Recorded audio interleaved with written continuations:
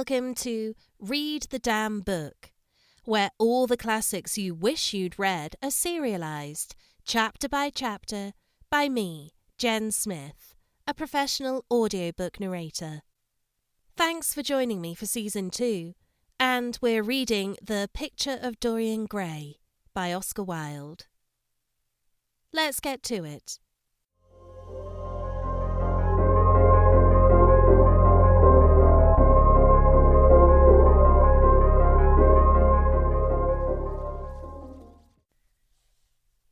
Chapter 7. For some reason or other, the house was crowded that night, and the fat Jew manager who met them at the door was beaming from ear to ear with an oily, tremulous smile. He escorted them to their box with a sort of pompous humility, waving his fat, jewelled hands and talking at the top of his voice. Dorian Gray loathed him more than ever. He felt as if he had come to look for Miranda, and had been met by Caliban. Lord Henry, upon the other hand, rather liked him.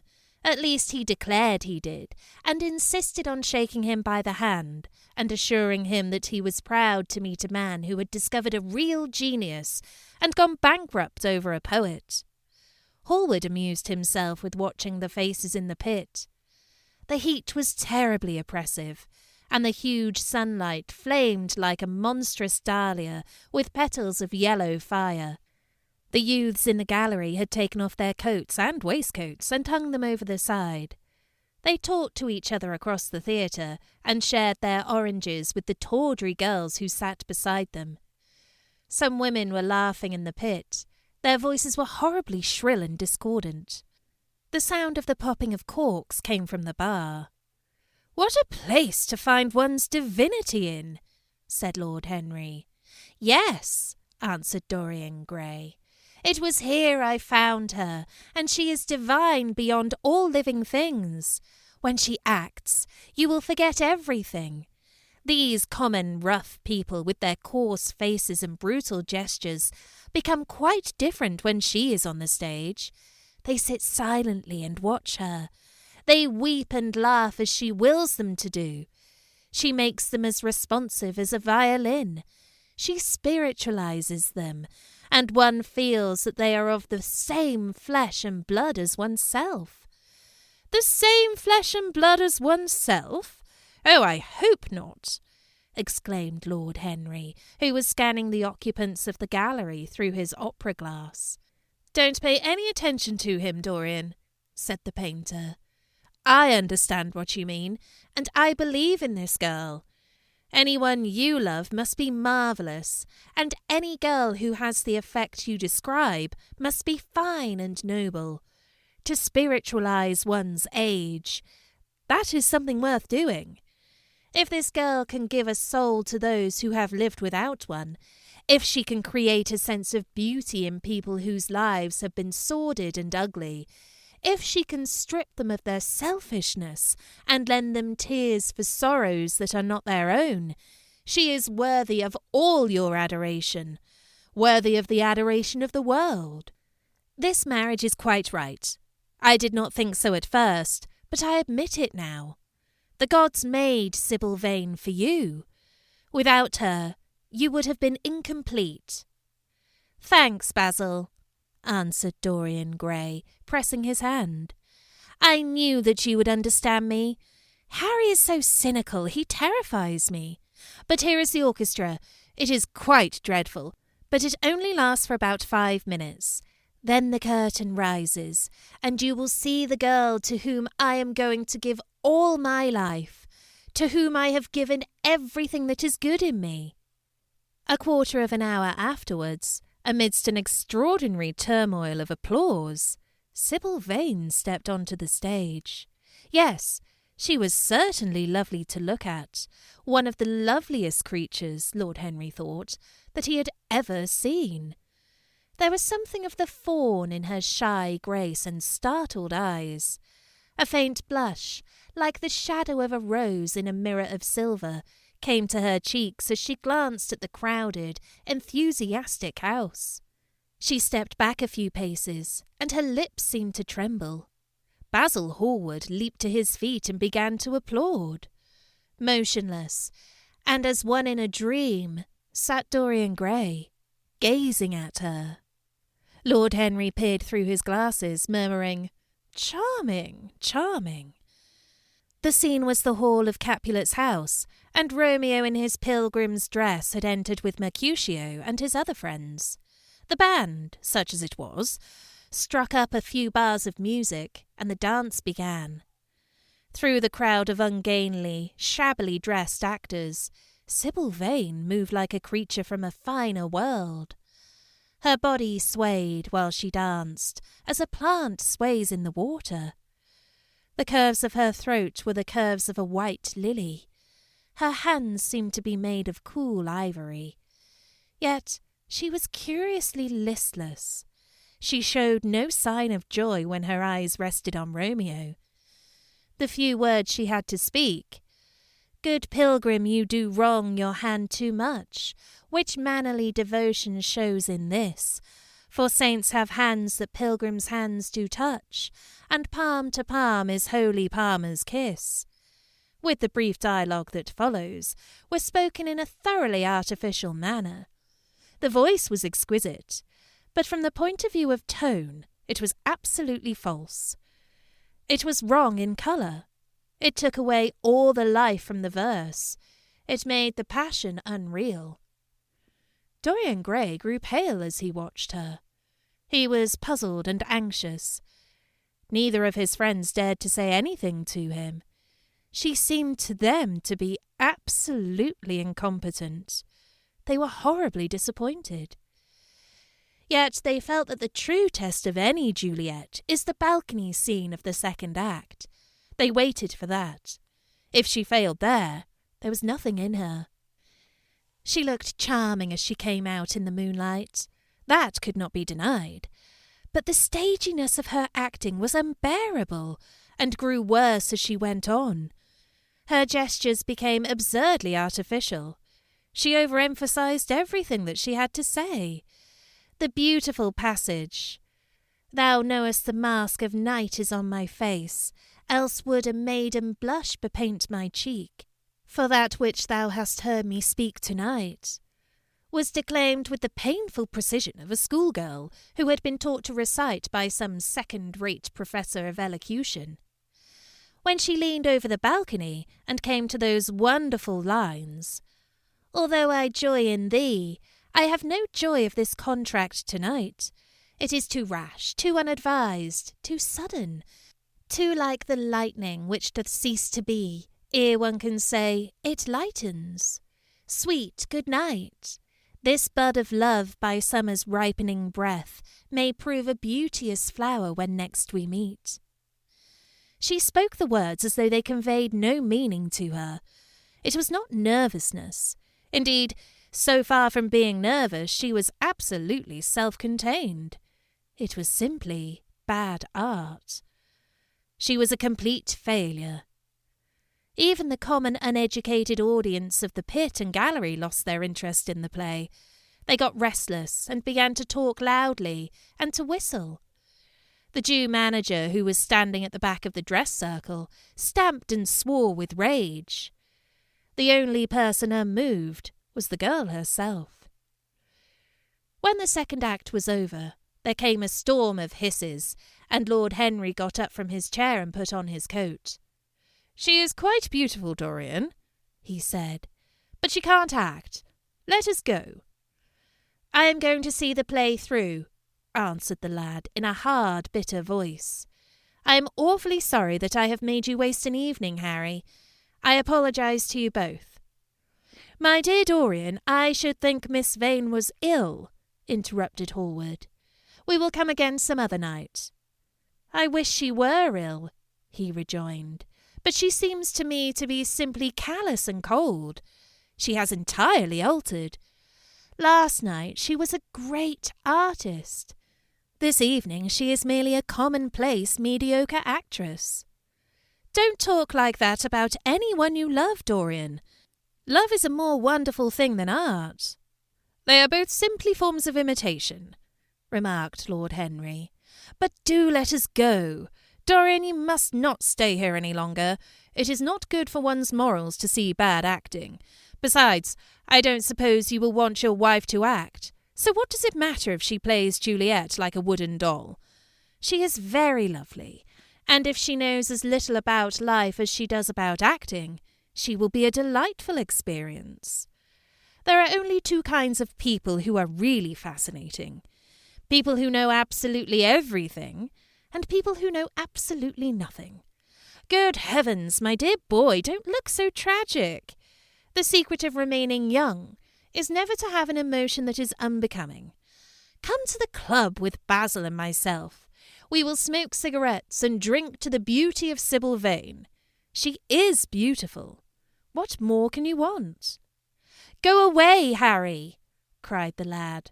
I want to be alone. Basil, you must go. Ah, can't you see that my heart is breaking? The hot tears came to his eyes. His lips trembled, and rushing to the back of the box, he leaned up against the wall, hiding his face in his hands.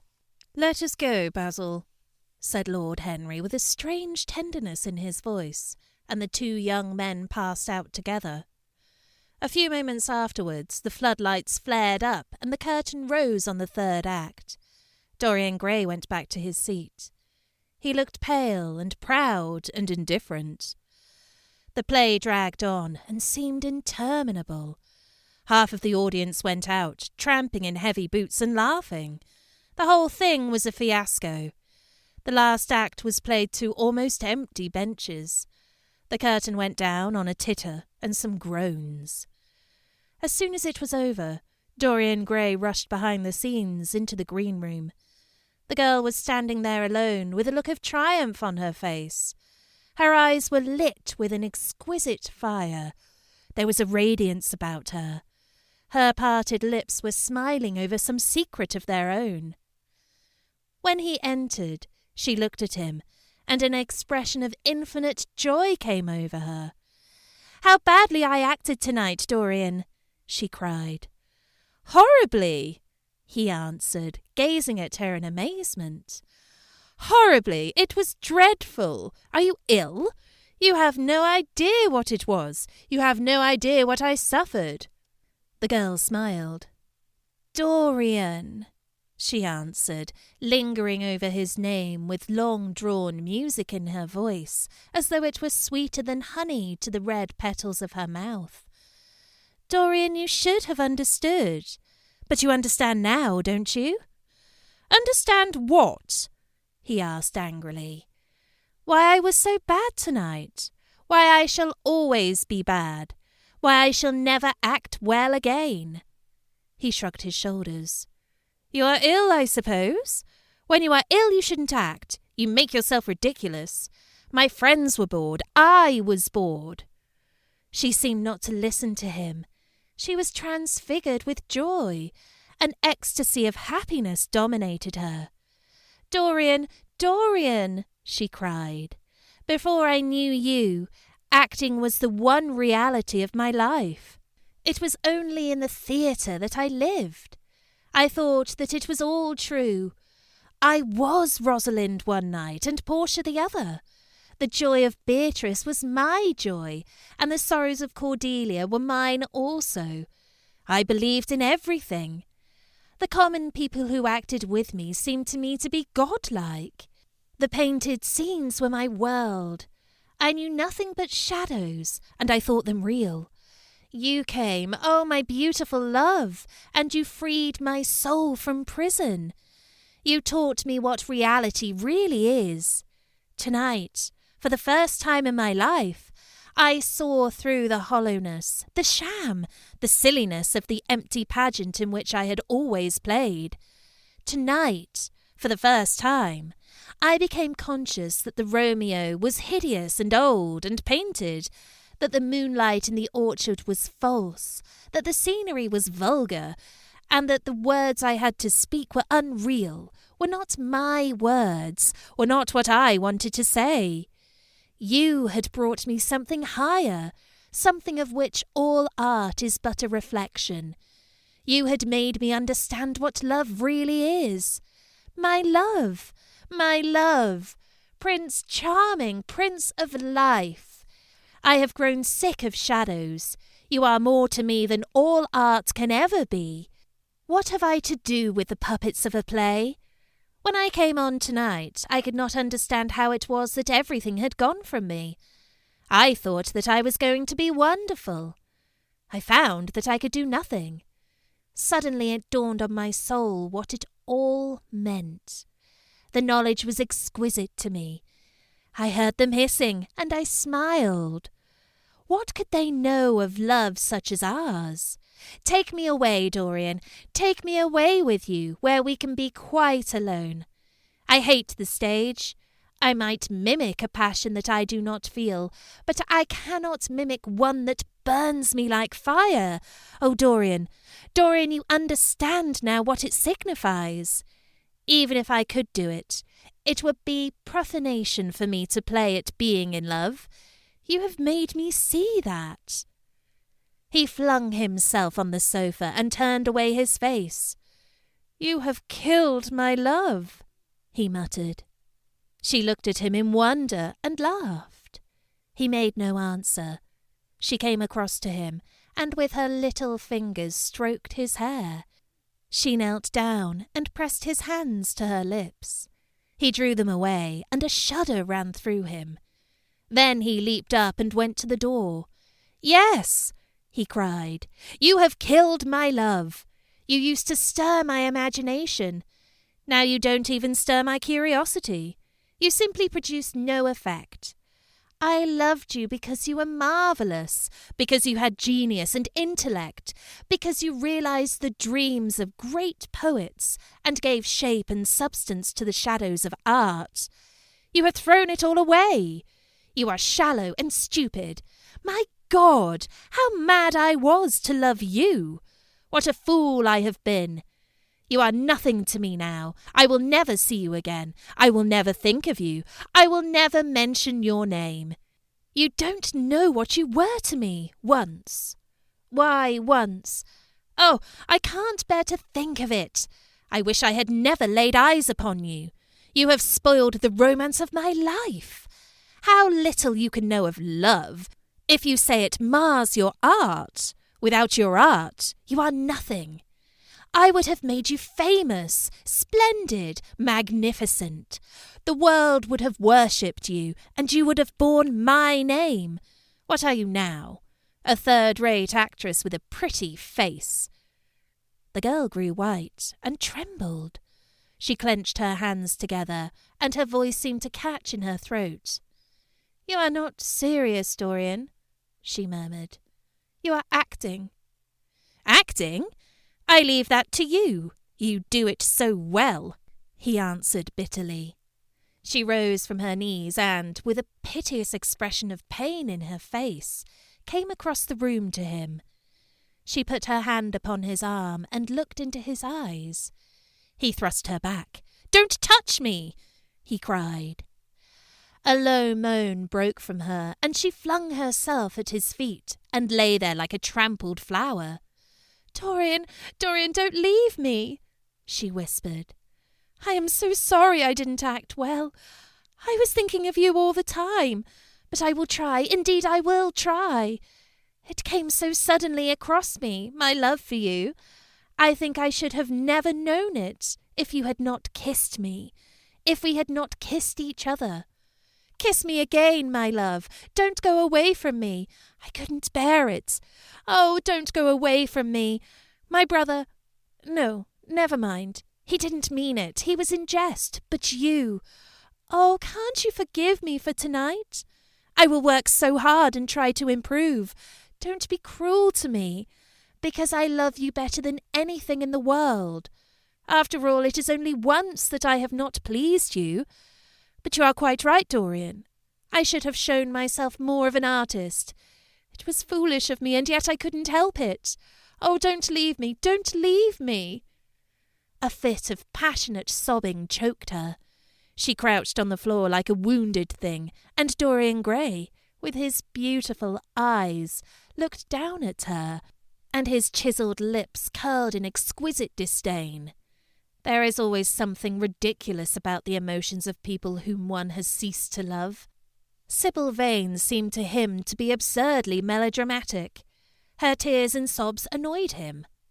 "I am going," he said at last in his calm, clear voice. "I don't wish to be unkind, but I can't see you again. You have disappointed me." She wept silently and made no answer, but crept nearer. Her little hands stretched blindly out and appeared to be seeking for him. He turned on his heel and left the room. In a few moments he was out of the theatre. Where he went to he hardly knew. He remembered wandering through dimly lit streets, past gaunt, black-shadowed archways and evil-looking houses. Women with hoarse voices and harsh laughter had called after him. Drunkards had reeled by, cursing and chattering to themselves like monstrous apes. He had seen grotesque children huddled upon doorsteps, and heard shrieks and oaths from gloomy courts. As the dawn was just breaking, he found himself close to Covent Garden. The darkness lifted, and, flushed with faint fires, the sky hollowed itself into a perfect pearl. Huge carts filled with nodding lilies rumbled slowly down the polished empty street. The air was heavy with the perfume of the flowers, and their beauty seemed to bring him an anodyne for his pain. He followed into the market and watched the men unloading their wagons. A white-smocked carter offered him some cherries. He thanked him, wondering why he refused to accept any money for them, and began to eat them listlessly. They had been plucked at midnight, and the coldness of the moon had entered into them. A long line of boys carrying crates of striped tulips and of yellow and red roses defiled in front of him, threading their way through the huge, jade-green piles of vegetables. Under the portico, with its grey, sun-bleached pillars, loitered a troop of bedraggled, bare-headed girls, waiting for their auction to be over. Others crowded round the swinging doors of the coffee-house in the piazza. The heavy cart-horses slipped and stamped upon the rough stones, shaking their bells and trappings. Some of the drivers were lying asleep on a pile of sacks. Iris-necked and pink-footed, the pigeons ran about picking up seeds. After a little while, he hailed a hansom and drove home. For a few moments he loitered upon the doorstep, looking round at the silent square, with its blank, close-shuttered windows and its staring blinds. The sky was pure opal now, and the roofs of the houses glistened like silver against it. From some chimney opposite, a thin wreath of smoke was rising. It curled, a violet riband, through the nacre-coloured air. In the huge gilt Venetian lantern, spoil of some doge's barge, that hung from the ceiling of the great oak-panelled hall of entrance, lights were still burning from 3 flickering jets. Thin blue petals of flame, they seemed, rimmed with white fire. He turned them out and, having thrown his hat and cape on the table, passed through the library towards the door of his bedroom, a large octagonal chamber on the ground floor that, in his newborn feeling for luxury, he had just had decorated for himself, and hung with some curious Renaissance tapestries that had been discovered stored in a disused attic at Selby Royal. As he was turning the handle of the door, his eye fell upon the portrait Basil Hallward had painted of him. He started back as if in surprise. Then he went on into his own room, looking somewhat puzzled. After he had taken the buttonhole out of his coat, he seemed to hesitate. Finally, he came back, went over to the picture and examined it. In the dim, arrested light that struggled through the cream-coloured silk blinds, the face appeared to him to be a little changed. The expression looked different. One would have said that there was a touch of cruelty in the mouth. It was certainly strange. He turned round and, walking to the window, drew up the blind. The bright dawn flooded the room and swept the fantastic shadows into dusky corners, where they lay shuddering. But the strange expression that he had noticed on the face of the portrait seemed to linger there, to be more intensified even. The quivering, ardent sunlight showed him the lines of cruelty round the mouth as clearly as if he had been looking into a mirror after he had done some dreadful thing. He winced, and taking up from the table an oval glass framed in ivory cupids, one of Lord Henry's many presents to him, glanced hurriedly into its polished depths. No line like that warped his red lips. What did it mean? He rubbed his eyes and came close to the picture and examined it again. There were no signs of any change when he looked into the actual painting, and yet there was no doubt that the whole expression had altered. It was not a mere fancy of his own. The thing was horribly apparent.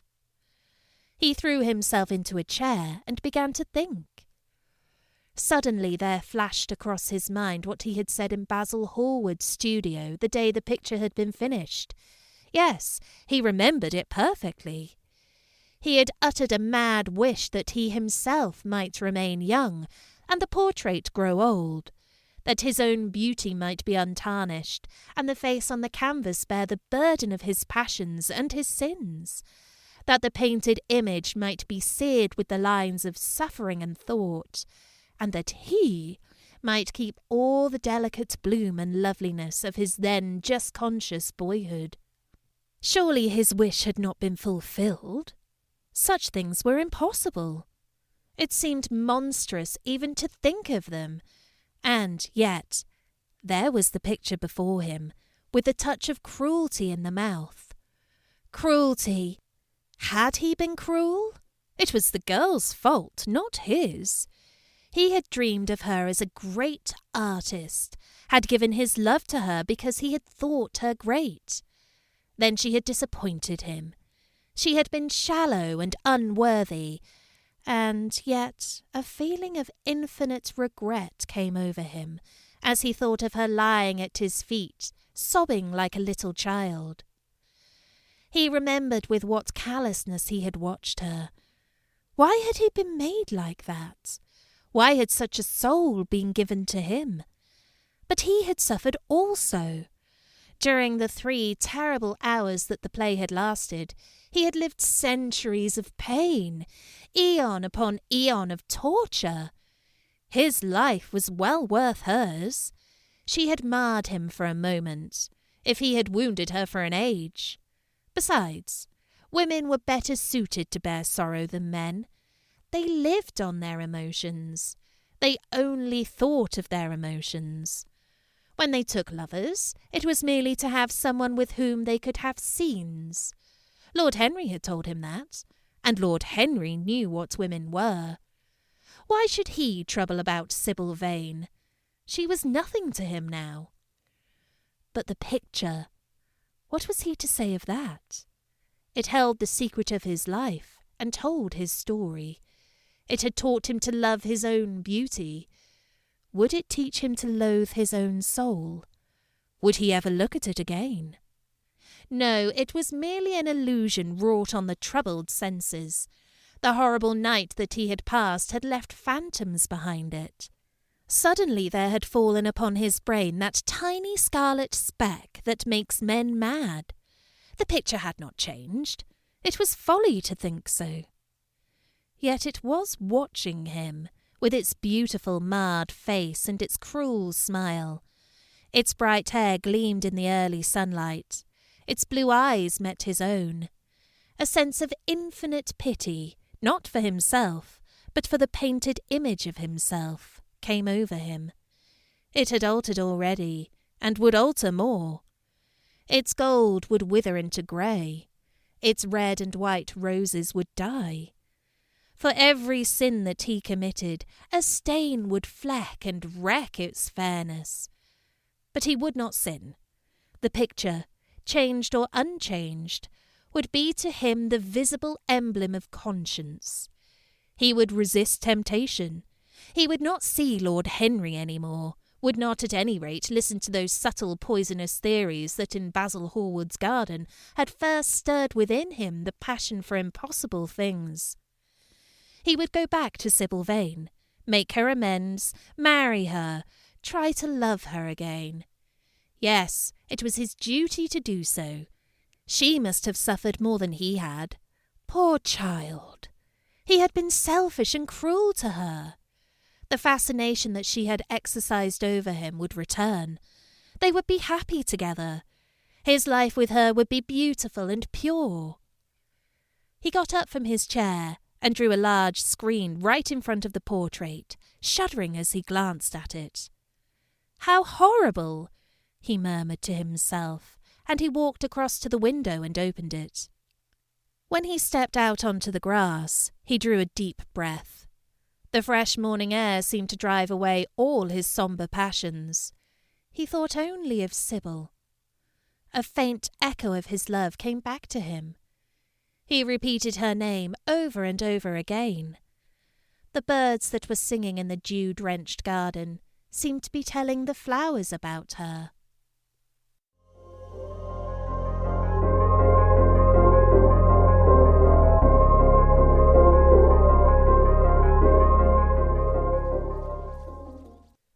Thanks for listening to this episode of Read the Damn Book. Find me on socials at podcast_RDB. And don't forget to subscribe wherever you get your podcasts from. Let me know if there's anything you'd like to hear. See you next time on Read the Damn Book.